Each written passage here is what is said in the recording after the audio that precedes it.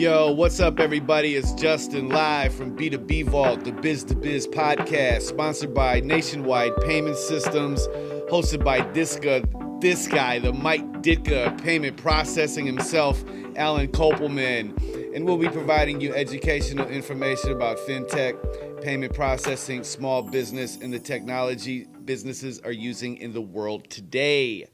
And in today's podcast, we'll be talking about influencer marketing and how they possibly are taking advantage of small businesses.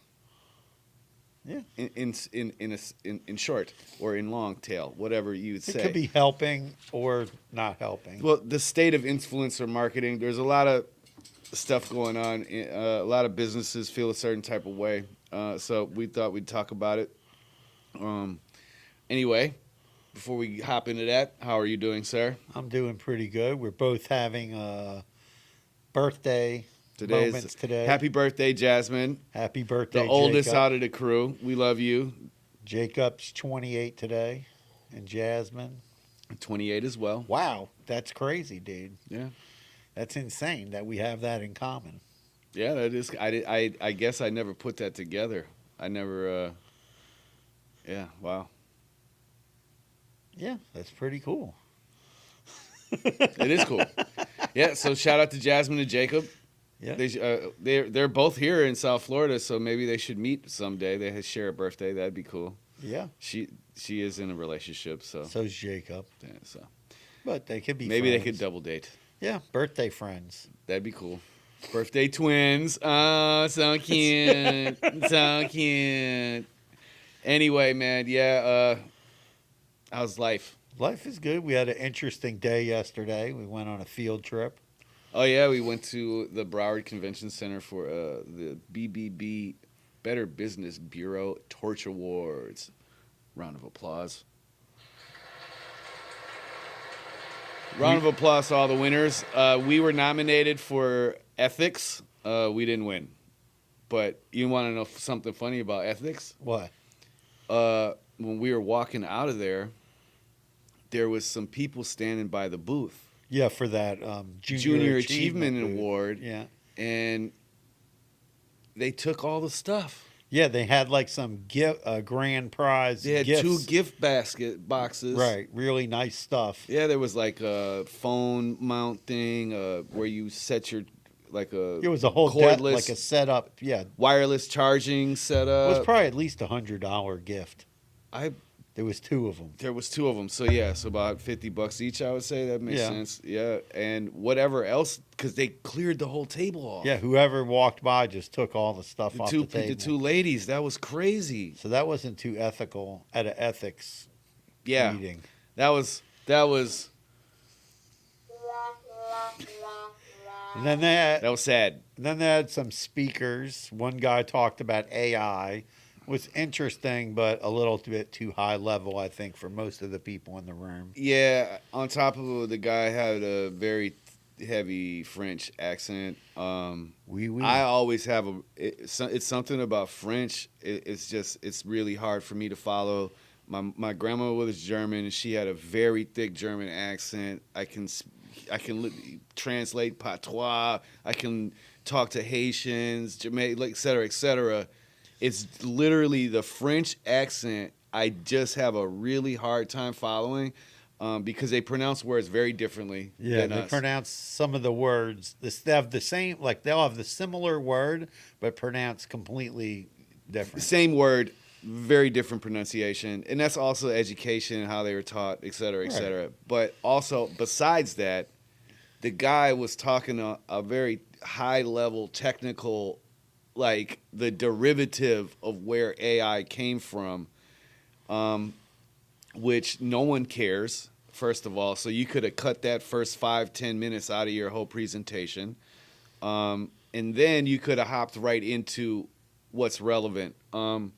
I understand he was selling his services. Right, I get it. He's a computer programmer. Yeah, he's pitching his AI software. I would have said it would have been a lot more interesting to say, hey, here's an AI presentation on how you could use AI to help you with your blogging or social media. Yeah, I mean, at least set up a, all right, for the AI, do the history lesson. Sure, educate people. If obviously there are people who don't know that we've been using AI for the past 20 years. Exactly. And he also talked about the difference between AI and automation. Right, and automation may be triggered through AI, but that's not AI. Right. There's steps involved, things that need so don't be fooled when someone's trying to sell you like automation. I mean, there's a lot of different, but like the basic thing is predictive text, right? Like that's the basis point of like where you can say, hey, we've been using this for so long. This is artificial intelligence. When Google finishes a sentence for you, that's artificial intelligence. Or you're typing a text on your phone and Apple. Predictive text. That's artificial intelligence. Right. But yeah, I think it would have been more useful for the people who are in the crowd. Yeah.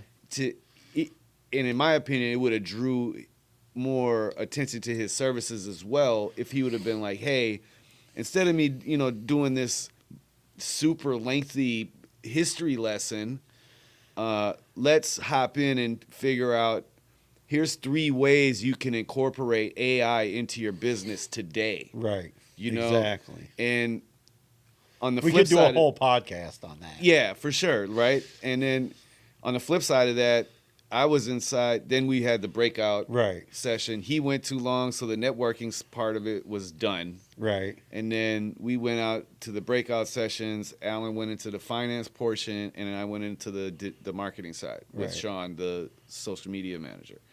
And those guys, actually, their presentation was how I would have presented it as well. They were saying, these are what you should do. Here's some things that you could do in your business today. Actionable information, actionable intel, right? Like, you know what I mean? Like, this is something that you can do and get, help your business. And it's also today. good, like, for you guys, because, you look at the presentation and somebody's talking about, oh, here are best practices or here's things you should be doing. And if those are things you're already doing, then that's, validating what you're doing. Before we started the podcast, I was talking to Sean about I always go into those things optimistic that I'm going to learn. Like you asked me, did you learn anything? No. And that's, this comes from being in the industry but I'm saying so it validates what you're doing. No, right, but I'm saying, like, what I was saying to Sean was, like, I always go into those things optimistic, like, okay, maybe I'll learn something today. Maybe they got some sort of trick. One nugget. Or a tool or something that I haven't used before or something, just something. Right. And, but it also is a good feeling because it lets me know that I'm still hitting all the targets, right? Right. Like, so... when they're talking about what your business should be doing today, podcast, check. YouTube channel, check. TikToks, check. Shorts, check. Reels, check. Social, check. SEO, check. Check. Blog, checkmate. Yeah, right. You know what I mean? And it took us a while to get to that point of doing all those things. Well, right. I mean, all of it takes time. And that's why... working with Alan is great because you understand that SEO does take time, especially when we're doing it the organic way. Like we're not dumping $10,000 a month on marketing. And the financial one was interesting. The lady had a very interesting take. She's from this company that helps small businesses find accountants. And then one of the things she was talking about was you should raise all your prices 3% and then try to lower the cost of those items, obviously in a physical sense. Only 3% though?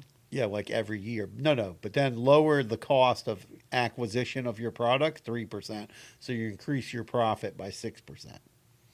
And then she was talking about, which was interesting. She was like, she talked about things we've talked about on the podcast, like, oh, what do you do in a down economy? Hey, does your supplier have extra goods or closeout goods that you can buy cheaper, which we just did buy a whole bunch of stuff for marketing because there was a big sale and we probably bought everything at like 70% off. Nice. I was just about to ask before we started, can we get some new zip-up hoodies to travel with? Yeah, we should get some new zip-up hoodies. Or something. Yeah, we'll look at it. Or some sort of windbreaker. We'll look at it. With a hood. So it was an interesting, like a Columbia. No. But it was an interesting day. It was a good conference. I was expecting more people. To be honest, I really thought a lot of people considering showed it's up an award show. But a lot of people just came for lunch, I know if you notice, the crowd from the morning to the crowd for lunch was way bigger. More seats were taken up. Oh yeah, I guess you're right. Yeah. And the BBB is a great thing for your business, Absolutely. especially you're in any type of service business. There was tons of moving companies there, all types of service businesses. I would say Logistic, like they just move stuff, right? Not just moving, not not just just furniture. your house. They move stuff. Yeah. But the thing is when you look at the BBB, and we've talked to them before, service businesses like AC, locksmith, plumbing, moving, those are their top industries that they deal with. I mean, we're a payment processor. Probably they don't have that many payment processors that belong to the BBB, but we find that it's good. But let's jump into the influencer marketing thing. Influencer marketing. I'm interested in this. I have mixed feelings with this because of what everything we're going to talk about. So one of the things that kind of triggered off this discussion was I saw an article in the New York Times, and maybe we'll have this woman Karen Stabiner on in the future. What is her name? You Karen Stabiner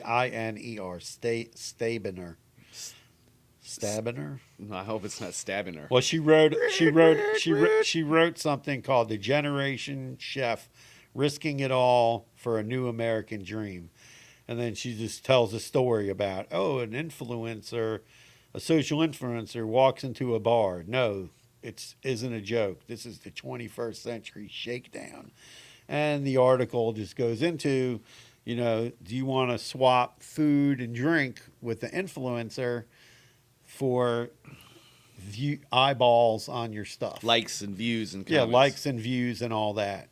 And I was telling Justin, I saw a guy who was an influencer, and he went into a pizza shop in Las Vegas, and the guy had very good pizza, but he didn't have a lot of business. But this guy's pizza video went viral. I seen that guy. Yeah, and there was literally like a line outside of this pizza place. So yeah, it can work. But the thing is how does it all work? And there's influencers, and then there's people beginning to do influencing, and I saw a thing on 60 Minutes where this guy he made a video, and then they went on WeWork or one of those sites, not WeWork, Upworks, Okay. Fiverr, and then they bought like 20,000 views and some guy in a phone farm, and they showed what that looks like, clicked all the views. So you don't know what exactly is going on with all that. What is the influencer marketing for those who don't So know? influencer marketing is, let's say I had, 500,000 followers on Instagram and Facebook, and I go into Justin's restaurant and I say, hey, Justin, I'm a big influencer in South Florida. Let me, if you feed me and my 3 friends dinner and drinks, I'm going to make a bunch of videos. I'm going to put it all over through my Instagram and Facebook, Reels, and you're going to get tons of business. Does it work or does it not work?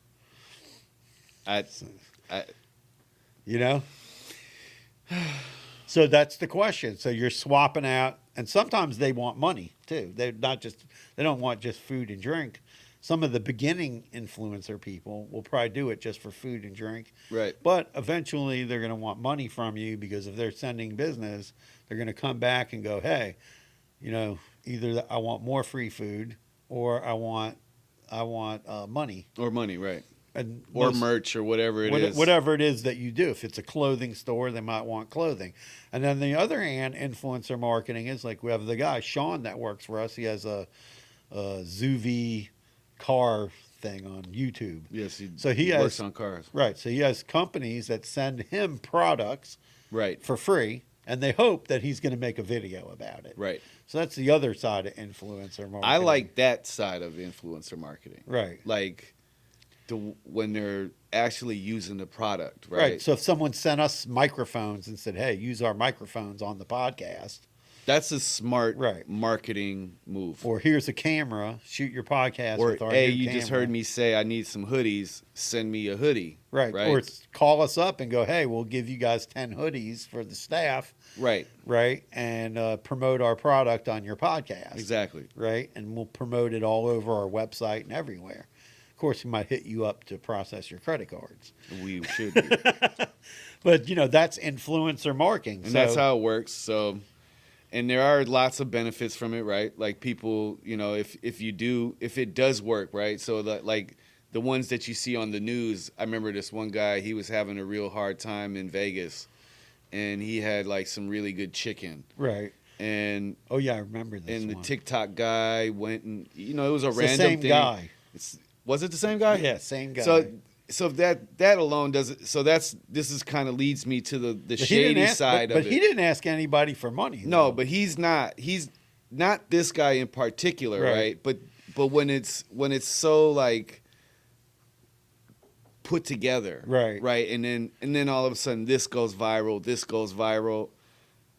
I'm glad and I'm happy for the business owner because of course they're going to be successful. They're paying their employees so that that's feeding a whole entire family. It's a huge community ecosystem of things that's happening at a small business. Well, think about like Dave Portnoy, the guy, Barstool guy. Right? I don't like that guy. No, but let's not even talk about him. Okay, but he goes and tastes pizzas. So what? No, that guy's a douchebag. Seriously, he has nothing we can say about him. No, I'm just saying that's another example. Yeah, yeah. And that's something where but that's something where his influence shouldn't. It's almost where it can be detrimental to the business. Yeah, if he gives a bad review. his celebrity alone. What if he has a bad interaction with the owner and he says, "Oh, don't ever go in that place again." Right. And now that guy's closing his doors. Right. So I don't agree. Well, no, that's what I'm saying. That's the bad side. That is the risk of that's influencer marketing. Right. That's the risk you take. And that happening if the influencer comes in and has a bad experience. So, you have to make sure, are you choosing the right influencer? And she goes into that in the article, like you need to investigate these people. How many followers do they have? How many people are watching the videos? Yeah, don't just, that's like me walking into your establishment like, hey, man, give me a free slice. I got 10,000 followers on Twitter. I'm going to post a slice of pizza. You don't know that. Like, you just going to take my word for it? And I show you a screenshot of my Twitter handle? Right. You don't know if those people are real, fake, whatever it is. Or, sorry, X. Yeah, X. He's going to put a bird on the X now. Shout out to the Bronx. I bet the Bronx loves Twitter. I mean, X. Yeah. Anyway. Yeah, man. There's a lot of choosing the wrong, not setting clear expectations, not monitoring the campaign. I don't know if you can even really do that. Well, you have to see what they're doing. Most of the time, isn't it like a one-hit wonder? Sometimes they post multiple videos. They tour the play. They do a bunch. They usually do 4 or 5 different videos and then post them. Oh. The ones that are professional. Really do something. Otherwise, does the person just come in and take a picture of the plate of food and then that's it? So you got to know what you're getting. What's the expectation? What's going to happen to your business if the influencer does something controversial, like says something crazy a month from now, right? And then your business is associated with them. How does that work? The product doesn't fit their audience. Maybe their audience is 20-year-olds and your audience is 40-year-olds. Yeah. So you got to make sure all of those things. So, do your research, set good expectations, monitor the campaign, choose the right person. Sometimes you can get a bargain. You never know.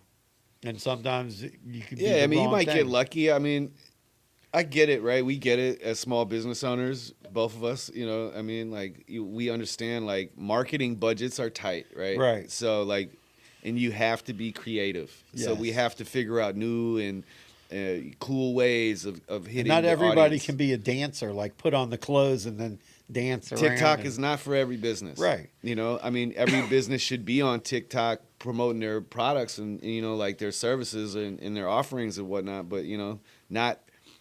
Alan on TikTok, it doesn't work, right? Yeah. We tried it. It's not great.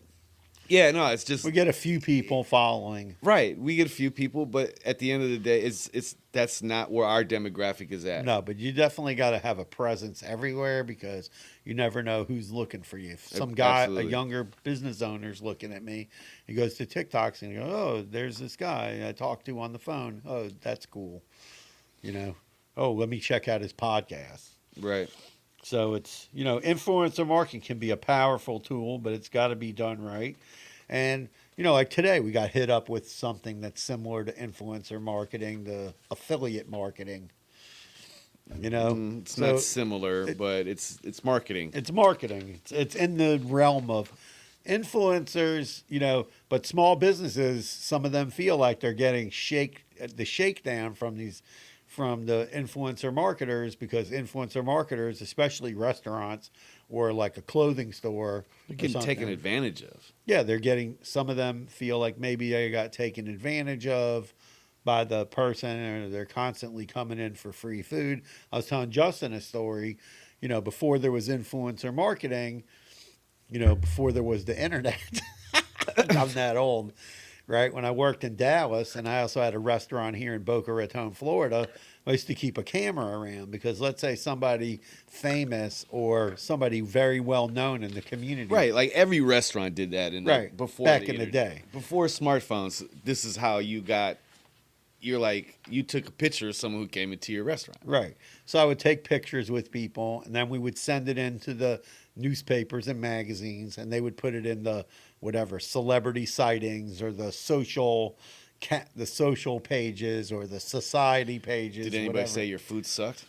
No, everybody liked my food. I had good food. I'm just- I was one time in Boca just standing there talking to a restaurant owner about credit card processing, and literally a group of 8 people walked in and they saw me and they came over and said hello. Then I said to the restaurant owner and they said, "Oh, if you need a new chef, you should hire this guy. This guy had the best food ever."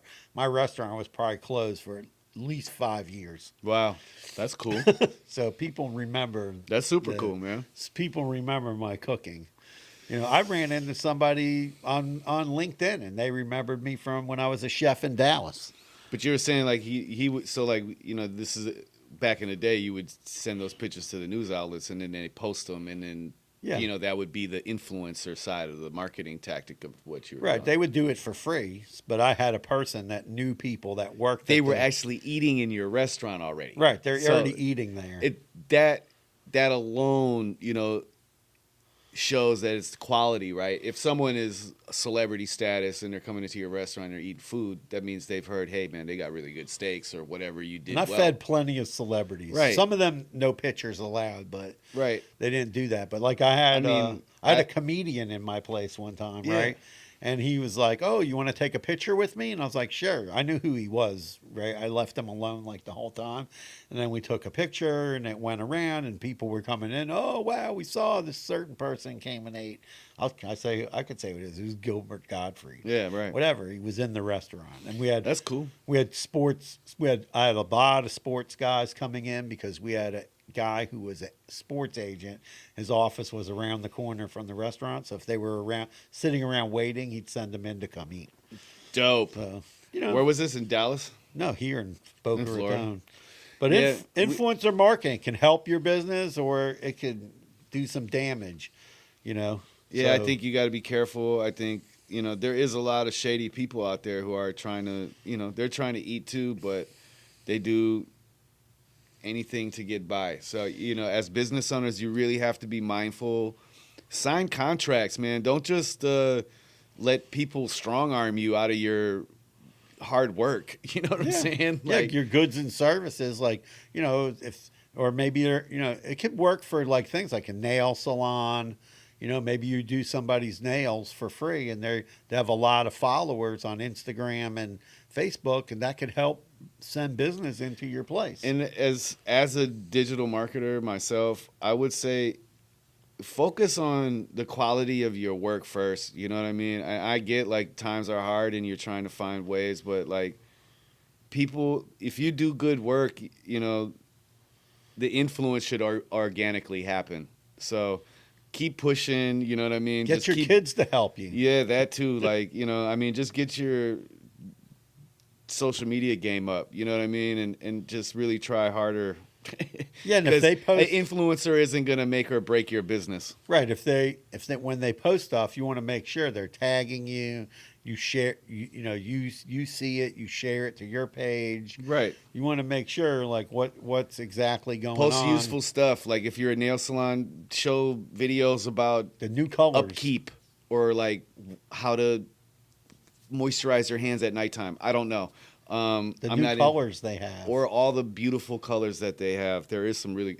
I seen a blue that I would love to paint the inside of my house, but That would be expensive if you use little nail polish. no, it's like a new Sherman Williams Oh, paint. okay. Yeah, it's really nice. It's like a earth tone, Yeah. but it's a really navy blue, so it's almost black. Wow. It's so cool though. I would love it for my bedroom, but I don't know if my landlord would appreciate that. It would cost a lot to repaint. I'm sure. A lot of primer. So yeah, man, influencer marketing. Let us know what you guys think. Yay or nay? Has you had any successful stories about, Yeah. Did you use influencer marketing in your business? Did it work? Did it not work? Are you an influencer? Maybe you want to come on the podcast. defend yourself? No, not defend No, I'm yourself. just Tell us how you get customers and how it works, or tell us how it works for your business. Yeah, I would love to hear your grind stories. I'm sure there's a lot of interesting stories about you guys. I know someone that was unemployed, and they were very popular on Instagram and Facebook. Yeah, you told me about that. Yeah, and they went out and they started going into businesses, but they have contracts with the business, and they usually, don't ask for like free stuff. It's usually like they'll do a freebie for Right. them, and then if they like it, then they want to get paid, and that's kind of a good way to do it too. Interesting. Interesting. But yo, follow the podcast, Biz to Biz Podcast on YouTube. Smash that subscribe button, like and comment on these videos. Share them to your people that you think might find this information useful. Spread the word on the social media channels for us. Spread the love for It's the Brooklyn Way. peace out, carpe diem, and happy birthday, Jasmine and Jacob. Yo, happy birthday. Those to 28 you. today.